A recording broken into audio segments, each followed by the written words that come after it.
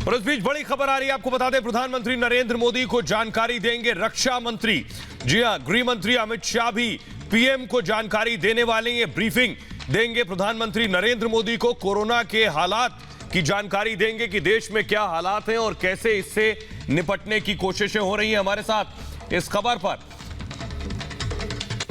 ऐश्वर्य कपूर हमारे साथ जुड़ रहे हैं और ज्यादा जानकारी के साथ। ऐश्वर्य, क्या जानकारी मिल रही है? बिल्कुल सोहेल, जैसा कि अभी आप बता रहे थे, अभी हमें बताया गया हमारे सूत्रों के हवाले से कि गृह मंत्री और रक्षा मंत्री दोनों प्रधानमंत्री को वीडियो कॉन्फ्रेंस के जरिए ब्रीफ करेंगे और इस बैठक में गृह सचिव और रक्षा सचिव प्रधानमंत्री कार्यालय के वरिष्ठ अधिकारियों के साथ मौजूद होंगे, क्योंकि ये दो ऐसे मंत्रालय हैं सोहेल जो कि पूरी तरह इन्वॉल्व हैं और इन पर डिपेंडेंट हैं।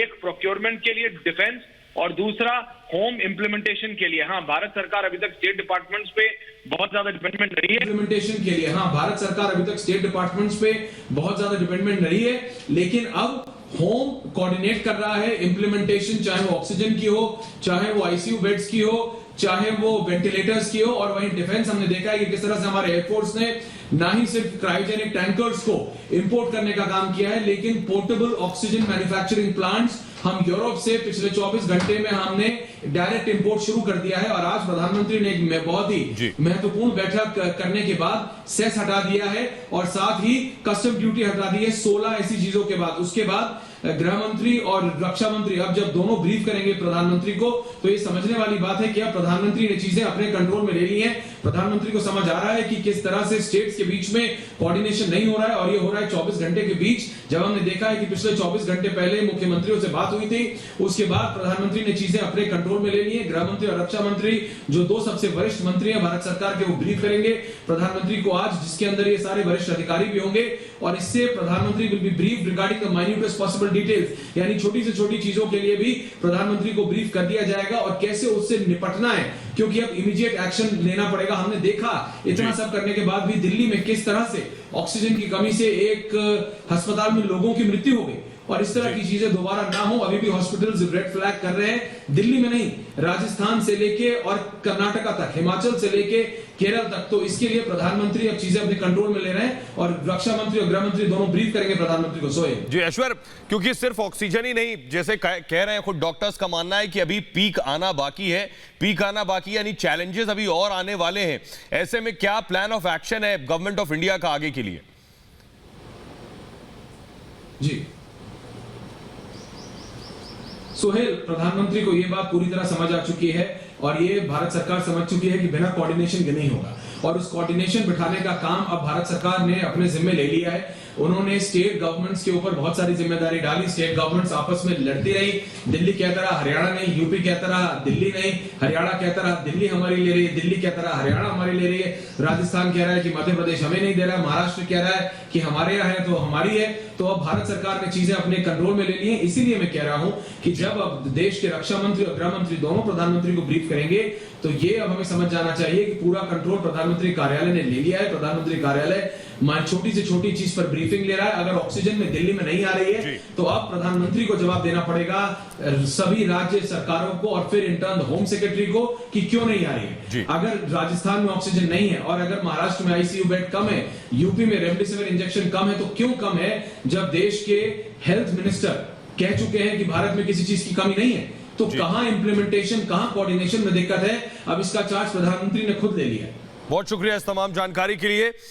तो सरकार अपने स्तर पर कदम उठा रही है और जो परेशानियां हो रही हैं उसे कैसे दूर किया जाए उसकी कोशिशों में लगी हुई है, लेकिन इस बीच आम लोग भी आगे आ रहे हैं। दिल्ली में ऑक्सीजन की किल्लत के बीच कुछ लोग मदद के लिए आगे आए। देखिए हमारी संवाददाता महिमा की रिपोर्ट। दिल्ली में हर दिन सांसें उखड़ती जा रही हैं। जिस तरीके से कोरोना का आंकड़ा लगातार बढ़ता जा रहा है, वहीं दिल्ली में बेड्स और ऑक्सीजन की शॉर्टेज होने लगी है।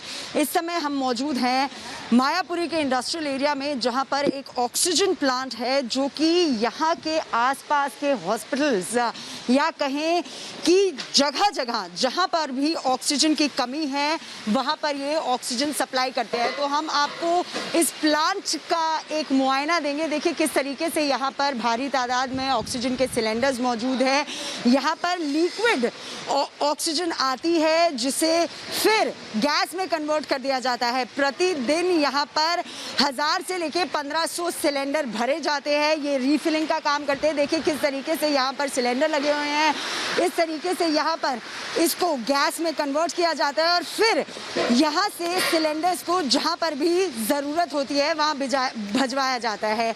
जिस तरीके से दिल्ली में त्रासदी आई हुई है, जिस तरीके से ऑक्सीजन की कमी लगी हुई है, वहीं जितने भी हॉस्पिटल्स को अगर ऑक्सीजन की ज़रूरत होती है तो वो इस प्लांट को कांटेक्ट करते हैं और वहाँ पर ऑक्सीजन पहुँचाई जाती है। यहाँ तक दिल्ली पुलिस के पास अगर कहीं से भी कॉल आता है तो वो यहाँ से ऑक्सीजन पहुँचाते हैं किसी भी एरिया में जहाँ पर ऑक्सीजन की कमी है। यही नहीं, इस प्लांट से जो ऑक्सीजन जाती है वो फ्री ऑफ कॉस्ट होती है क्योंकि दिल्ली लगातार मजबूर है, शॉर्टेज है ऑक्सीजन की।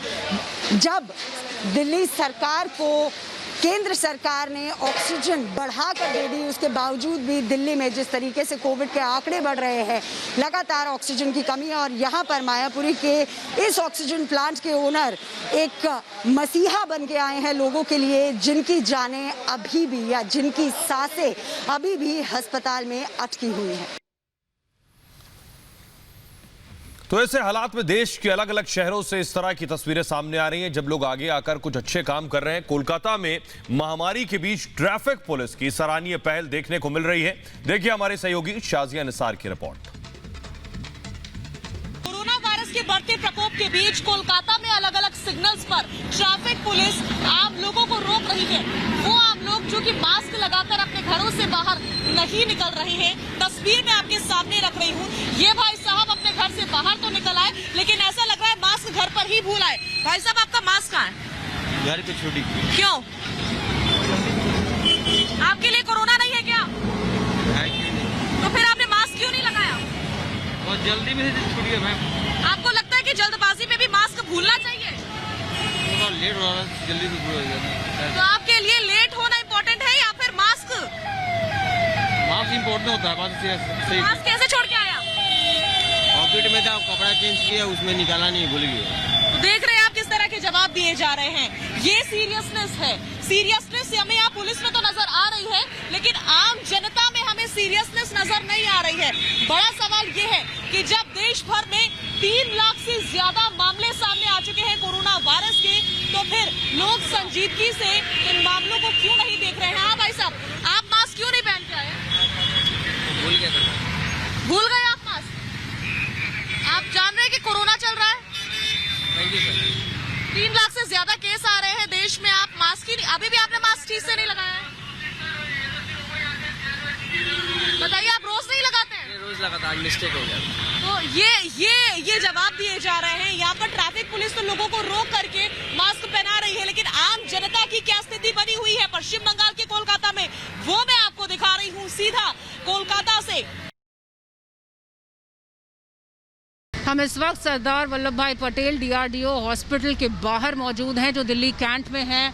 सड़क के उस तरफ ये अस्पताल बनाया गया था। 19 अप्रैल को 250 बेड्स की सुविधा के साथ इसे खोला गया और पहले ही 2 घंटे में ये सारे बेड भर चुके थे। उसके बाद से लगातार यहाँ पर एम्बुलेंसेज और मरीजों की लाइन लगी है। ये लंबी कतार यहाँ पर लगी हुई है। पुलिस बार बार इस कतार को हटा रही है, मूव करा रही है क्योंकि यहाँ लगातार कोविड पॉजिटिव पेशेंट्स की भीड़ लगी हुई थी। आप देख सकते हैं किस तरह से इस अस्पताल के बाहर सड़क पर इस तरह से कई घंटों तक पेशेंट्स मजबूर हैं, इंतज़ार कर रहे हैं कि इन्हें यहाँ दाखिला मिल सके। ऑक्सीजन लेवल्स लगातार डाउन हो रहे हैं। यहाँ पे हमारे जो जेंट्स लोग हैं वो लगे हुए हैं, सुबह 5 बजे से लगे हुए हैं, कोई कार्रवाई नहीं हो रही। पेशेंट के साथ उन्होंने इस बात से कोई मतलब नहीं है। अगर हमारे पेशेंट के कुछ हो गया, अब ये पैनिक करने लगे। इनके पास कुछ, हमारे पास कुछ खाने के लिए नहीं है, हम सुबह के निकले हुए हैं, इनको हम कुछ नहीं दे सकते यहाँ पे, ना कोई मेडिसिन है ना कुछ। अब क्या होगा आप बताइए। ये हालत है यहाँ पर DRDO के अस्पताल के बाहर जहाँ पर लोग लंबी कतारों में अपनी बारी का इंतज़ार कर रहे हैं। एम्बुलेंसेज लगातार खड़ी हुई हैं, उसके अंदर मरीज़ हैं, कोविड पॉजिटिव के मरीज़ यहाँ पर एक्सपोज्ड हैं। अपनी अपनी गाड़ियों में बैठे हुए हैं, एम्बुलेंसेस में बैठे हुए हैं, लंबी कतारें यहाँ पर लगी हुई हैं, किसी तरह की कोई जानकारी इनको नहीं दी जा रही है। हम यहाँ 7 o'clock से यहाँ खड़े हैं, अपनी बारी का इंतजार कर रहे हैं कि कब ये एडमिशन अलाउ करेंगे, कब हमारा एडमिशन होगा। मैडम गोस्वामी को कहो, वो कुछ करेगा, बाकी नहीं ये सुनते। मैडम सुबह 7:30 बजे से खड़े हैं, ना हमारे पेशेंट के पास कोई ऑक्सीजन है, ना कोई इक्विपमेंट है, जिससे कि आपको क्या जानकारी दी गई यहाँ से? जानकारी कोई तो कहता है, कभी तो वो केजरीवाल सरकार ने अब अपने अंडर में ले लिया है, कभी कुछ कह रहे हैं। जिस किसी भी अस्पताल में जाओ सीधे कहते हैं कि हमारी कोई जिम्मेवारी नहीं है, अपना मरीज आप संभालो अपने आप अपने घर पे ले जाओ। साफ मना करते हैं। बेड नहीं है, किस लिए बेड नहीं है? हमारे संग हमारा मरीज यहाँ पे देखिए, ये हमारा पेशेंट गाड़ी के अंदर पड़ा हुआ है, यहाँ देखिए इस पेशेंट की ये हालत हो चुकी है, ये मरने वाली कंडीशन के अंदर है, इनको सांस नहीं आ रहा बिल्कुल भी। और वहाँ पे दिखाने गए हैं तो उन्होंने कहा यहाँ से गाड़ी हटाओ, ये सिर्फ वीआईपी बंदे का ट्रीटमेंट कर रहे हैं और कुछ नहीं कर रहे हैं। कोई सही जानकारी यहाँ पर जो लोग मौजूद हैं उनके पास नहीं है। जो अस्पताल के अंदर जो डीआरडीओ के लोग हैं उनका ये कहना है कि 250 बेड्स यहाँ पर पहले ही दिन भर गए थे और नए बेड्स अभी लगाए जा रहे हैं जो अब तक शुरू नहीं किए जा सके हैं। कोई हेल्पलाइन नंबर काम नहीं कर रहा है, सिस्टम यहाँ पर क्रैश कर चुका है क्योंकि यहाँ पर लगातार मरीज़ आ रहे हैं लेकिन भर्ती उनकी नहीं हो पा रही है। ऑक्सीजन लेवल्स उनके डाउन हो रहे हैं, लोग परेशान हैं, मदद की गुहार लगा रहे हैं। ऑक्सीजन सिलेंडर्स ख़त्म हो रहे हैं, लोग जो साथ आए उनके पास खाने पीने के लिए कुछ नहीं है। तो इस तरह का नज़ारा यहाँ डीआरडीओ के इस अस्पताल के बाहर है। और दिल्ली में कई और अस्पताल भी ऐसे ही हैं जहाँ पर जगह की कमी है, डॉक्टर्स की कमी है, ऑक्सीजन की कमी है और लोग परेशान हैं।